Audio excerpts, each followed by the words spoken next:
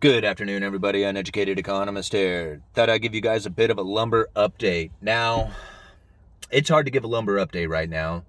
If you type in lumber shortage or lumber market, you are going to find a lot of articles. A lot of people are talking about lumber. And I had to kind of step away from it a little bit. There is so many people who have come up with so many different excuses and reasons, and this thing is going to turn at some point here, guys. And when it comes down, it's going to come down substantially. And you can already see signs of it happening today. If you look at the amount of volume of contracts that sold today, it has gone up pretty dramatically considering the sales that were taking place like last week. As the prices were running up, I was watching the volume, and we were looking at like 50, 55, 60 contracts selling in a day. Today, we saw a huge drop in the amount of volume, had a bit of a spike to it. Now, I think that's a lot of selling happening. Today is the 10th. That contract closes in 5 days, so it should close on Friday. Over the course of this week, if we see that volume rise and a pretty dramatic drop in the price, I'm assuming that would be speculation in the market. That would be the speculators getting out before the contracts are due, before they have to take delivery. Now, something that I have been paying attention to here in my yard is the amount of OSB we're selling. This is one item that is in extreme shortage right now. This is the wafer wood. This is the stuff that people said was like junk board, shit. For lack of better terms, they called it shit wood.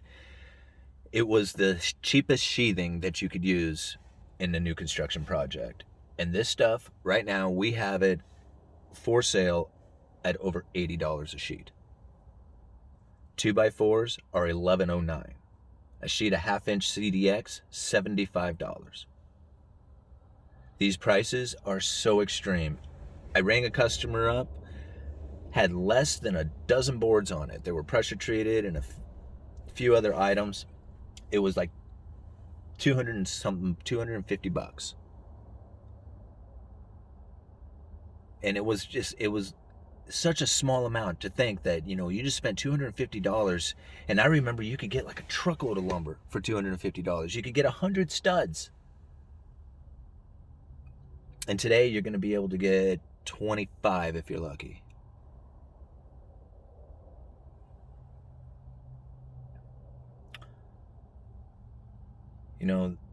I don't know the cause and effects of everything that happens with this lumber industry, what it has on the rest of the market. I watched a great video that somebody had sent me today. I watched it this morning, and it was on the lumber to gold ratio. It was on Kitco News, and I'll leave a link to it in the description. This guy talked really fast. I tried to go back and listen to it a second time, but I was, it was morning trying to get the kids ready and stuff. So I did listen to it, and what I got out of it is that as the lumber gold ratio expands, you can imagine as the lumber prices outpace the gold price, I'm envisioning expanding economy. And then once that shifts and you see lumber prices going back towards gold prices where the ratio starts to narrow, right now it's widening, then that's like contraction in the economy. And I think about it just like as the economy is just two different industries. You got, or not just two different industries, but two different ways about it. You got the fearful hedge of gold, and then you got the investment expansionary, industry of lumber. So if people are like getting into lumber, you would think that's like industry growing. That's people like motivated to move to, be in the red hot economy, like they say. But if they're getting into gold, they're fearful. They don't want to participate. They don't want to invest and put their money in places. They want to put it in gold where they know it's safe, away from the banking system, so to speak. So as you see the widening taking place, you can imagine like that's hot economy, like doing well. But the moment it shifts and turns and goes the other way, well, That's the economy not doing well, not being so hot, cooling off.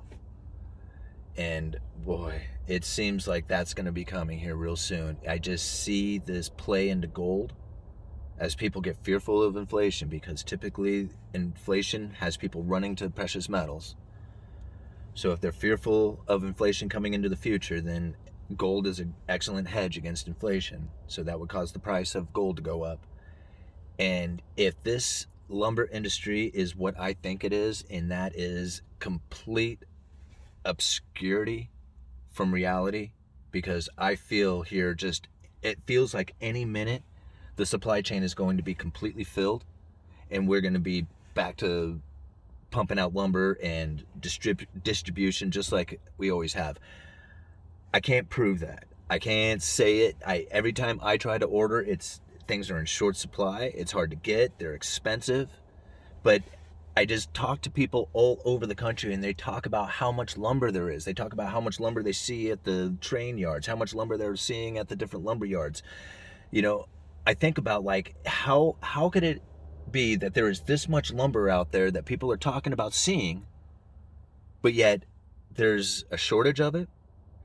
They talk about a shortage of OSB, but yet I don't talk a lot about the sales that we do individually, but we have a unit of OSB that has been sitting here for 2 months. There's about, 20 sheets left of a unit. There's 70 pieces in a unit. We sold all but 20 of them. But if somebody has $1,600 and wants to buy 20 sheets of OSB, we have it. $1,600 for 20 sheets of OSB. Here's the problem. Nobody's buying out there, and I don't care what anybody says. I know there's projects out there that are in progress right now. I know there's a lot of people who are going to argue with my point here about this, but there is building taking place. But I assure you, we cannot be the only lumberyard. There is other people across the nation who are reporting the same thing. There is definitely people who are not purchasing like they once were. But everything in the industry, everything in the distribution, everything with the vendors and manufacturers, all talk about a shortage. I don't see it anymore. And I think today's drop in lumber prices, as lumber futures go, with the kick up in volume, is a pretty good indicator that we may be on the crest of pricing here. I don't know. We're going to find out more this week. As time goes on, we're going to see if the lumber prices drop some more. But I have a feeling that we are very close to have filled in the supply chain, and we're going to be ready to be on a continuous roll of supply. There's going to be people who argue with that too, but it's just what I see. So anyway, I got to go back into work. I'll leave a link in the description for that lumber to gold ratio video. Really, you should check that one out. It's really good. It's about a half an hour long. The guy talks really fast in it, so like I said, I had to go back and listen to it twice, and I really didn't get a good chance to listen to it the second time, so I might even do it a third. It's that good of information. So I really encourage everybody to go check that out. Okay, Uneducated Economist. You guys let me know.